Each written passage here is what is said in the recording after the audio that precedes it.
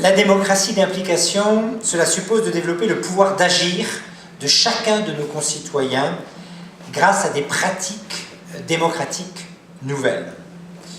Le pouvoir d'agir de chacun de nos concitoyens parce que la parole de chacun compte. Nous voulons que l'expression citoyenne soit libre et que chacun puisse livrer sa vision d'Alsace et de ses attentes. L'humanisme, c'est considérer chaque citoyen, lui montrer qu'il a sa place à prendre. Nous avons besoin, pour la société, d'une ardeur civique individuelle et collective, et de tous les talents de toutes et tous pour construire la société d'aujourd'hui et répondre aux défis de demain. Il faut reconstruire le lien avec les citoyens si l'on veut qu'ils retrouvent le goût de la chose publique.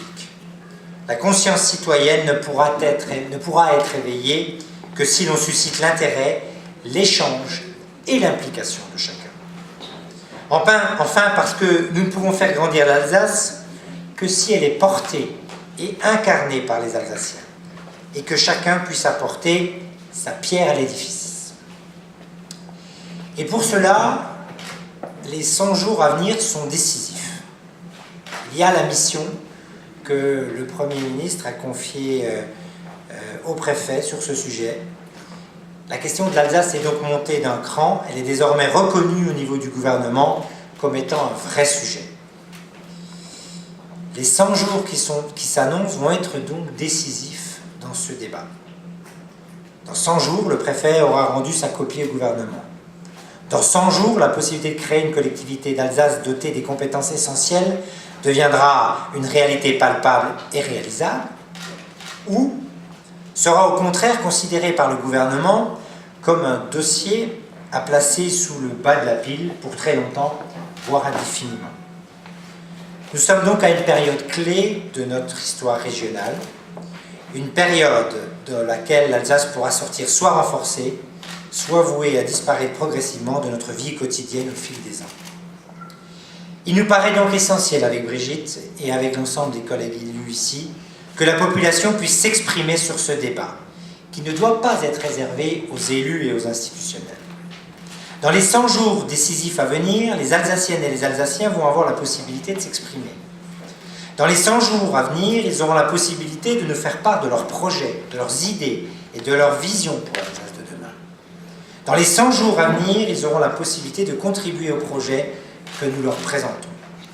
Ce projet, c'est celui d'un territoire disposant de tous les atouts et de tous les moyens d'agir pour réussir. Ce projet, c'est celui d'un territoire profondément rhénan, capable de s'exprimer dans 2 langues, pleinement franco-allemand, avec une coopération transfrontalière plus intégrée et résolument européen à travers ses traditions humanistes et le renforcement de Strasbourg comme capitale. Ce projet, c'est celui d'un territoire capable d'attirer et de répondre à tous les besoins des entreprises en termes de qualification, d'accessibilité, d'attractivité et de besoins et de développement. Ce projet, c'est celui d'un territoire organisé, selon les modes de vie et la réalité quotidienne de chacun, notamment dans les déplacements, et non pas un territoire calqué sur une logique purement administrative et nationale.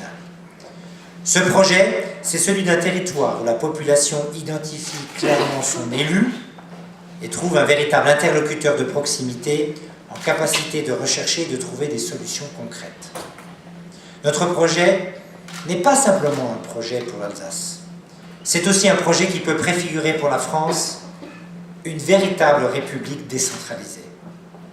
Pas une décentralisation contrainte et descendante, et finalement recentralisatrice bricolée par le précédent gouvernement et qui dysfonctionne, mais une décentralisation d'adhésion ascendante qui permette aux citoyens de prendre son destin en main sur une échelle territoriale pertinente.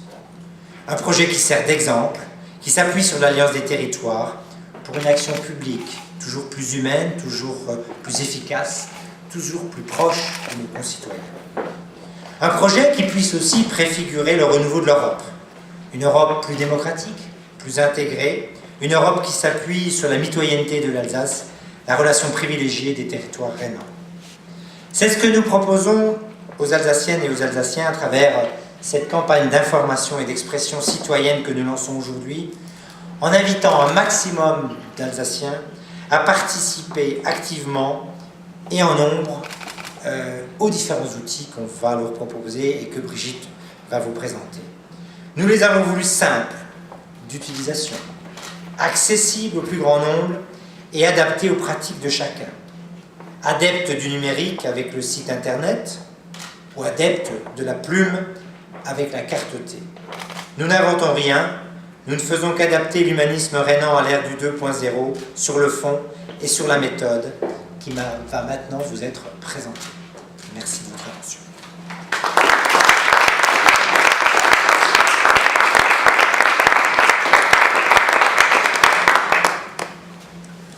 Merci, cher Frédéric. Je voudrais vous saluer chacune et chacun et vous remercier d'avoir pris du temps ce matin. Vous, mesdames et messieurs les journalistes, toi, cher Marcel Boer, un grand merci de nous faire découvrir ce magnifique lieu. Mais c'est vrai que très vite, lorsque nous avons envisagé de cette conférence de presse ce matin, nous avons tout de suite pensé à Célestat et à la Bibliothèque humaniste. Merci à toi. Merci à vous, chers collègues parlementaires, qui avaient pris le risque de venir malgré la grève des trains. Certains d'entre vous se sont excusés ce matin à cause de cette grève. Merci à vous, chers collègues conseillers régionaux, conseillers départementaux, maires, élus, membres de la société civile. Vous êtes venus nombreux ce matin pour un moment que je crois, que nous croyons, cher Frédéric, important pour l'avenir de l'Alsace. Nombreux sont aussi les collègues qui ont malheureusement dû s'excuser, pris par d'autres engagements. Votre mobilisation à tous ce matin est en tout cas pour nous un signe fort d'unité qui anime nos deux départements pour mener à bien ce beau projet pour l'Alsace. Nous nous retrouvons donc dans ce lieu magnifique que nous avons la chance de découvrir en avant-première, également appelée Bibliothèque des Sages. La bibliothèque humaniste est un véritable condensé de l'Alsace rhénane, cher Marcel. Elle est en fait le trait d'union entre le Bas-Rhin et le Haut-Rhin. Le Haut-Rhin et le Bas-Rhin qui, aujourd'hui, plus que jamais, ont l'Alsace en commun. Ce monument du patrimoine alsacien nous apparaît aujourd'hui dans son nouvel écrin, un écrin contemporain qui va lui permettre de répondre sans nul doute aux nouveaux défis de ce XXIe siècle. Oui, cette vitrine de l'humanisme rhénan est une fenêtre sur notre histoire, mais aussi un espace d'inspiration pour notre avenir et pour l'avenir de l'Alsace. Un grand merci à toute l'équipe de la Bibliothèque humaniste pour son accueil ici, à Célestat, et merci encore à toi, cher Marcel, ici, tu l'as bien dit, au cœur de l'Alsace. Cher Frédéric, oui, le projet que nous portons est un projet exemplaire pour l'avenir de l'Alsace, et ce projet se doit d'ailleurs d'être exemplaire. Je voudrais remercier les élus qui, ce matin, par leur venue, et ceux qui se sont excusés, mais ceux qui sont venus, ont tenu à marquer leur intérêt et leur portage aussi à nos côtés de ce projet pour l'Alsace. Exemplaire, ce projet l'est par son esprit novateur. Oui, mesdames, messieurs, et vous le savez, l'Alsace a toujours été innovante. Le projet pour l'Alsace que nous portons est au service d'une action publique toujours plus efficace et conduite dans la proximité. Exemplaire aussi le projet pour l'Alsace, il l'est par son ambition, par notre ambition transfrontalière. C'est là même le cœur du projet. Au service d'une Alsace confortée et épanouie dans son espace rhénan, trinational, et donc plus que jamais une Alsace forte pour la France et forte pour l'Europe. Projet exemplaire aussi par sa dimension participative et donc par sa légitimité démocratique. C'est là pour nous un point vraiment essentiel. Alors, il y a eu le sondage de l'IFOP qui a été publié au mois de février sur l'avenir de l'Alsace et qui nous indique bien que aujourd'hui, aujourd'hui même, 83% des Alsaciens souhaitent une collectivité territoriale d'Alsace. Il confirme aussi qu'une très large majorité d'Alsaciens veut pouvoir donner son avis sur le projet.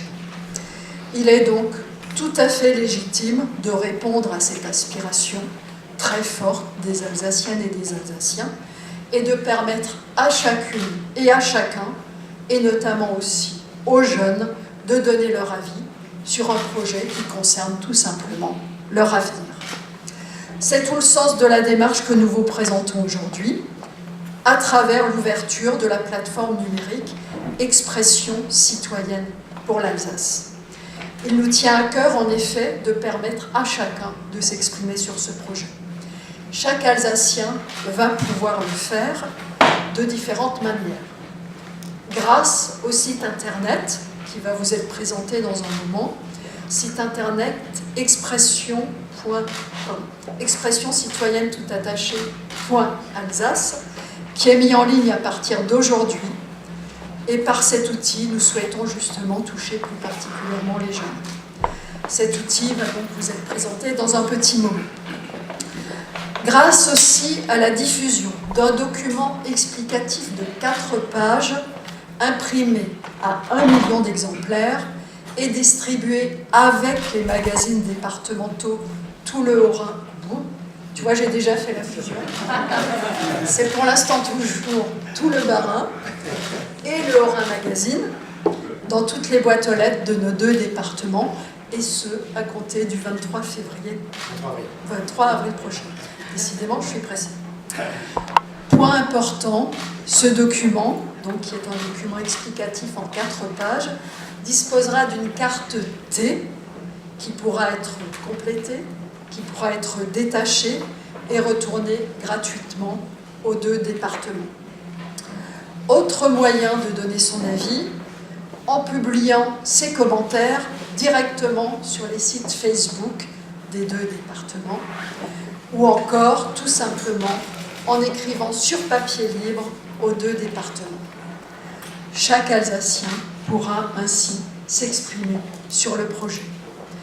Notre démarche n'est pas un référendum, notre démarche n'est pas une consultation selon les conditions prévues par la loi. À ce stade, cela n'aurait en effet pas de sens de demander aux Alsaciens de valider un projet qui n'est pas encore formalisé. Ce qui motive notre démarche, c'est d'abord l'exigence démocratique. Au moment même où nous allons formaliser le projet, au moment même où nous allons en préciser les contours, ce projet que nous voulons pour l'Alsace, nous voulons pouvoir le porter avec les Alsaciennes et les Alsaciens.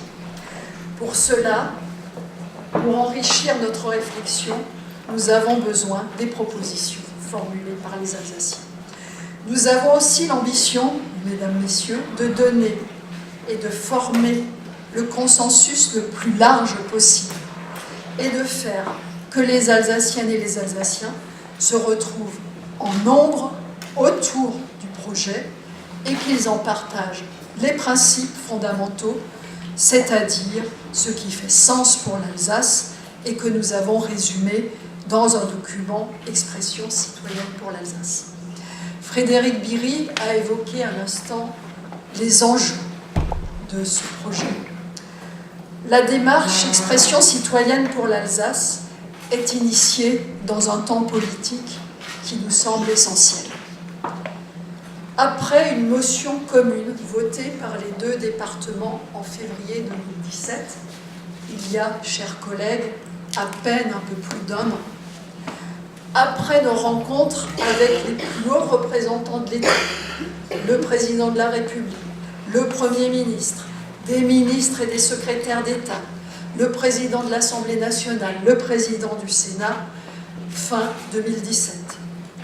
Après aussi la signature de la déclaration pour l'Alsace par bien plus de 500 élus alsaciens et personnalités de la société civile depuis début février.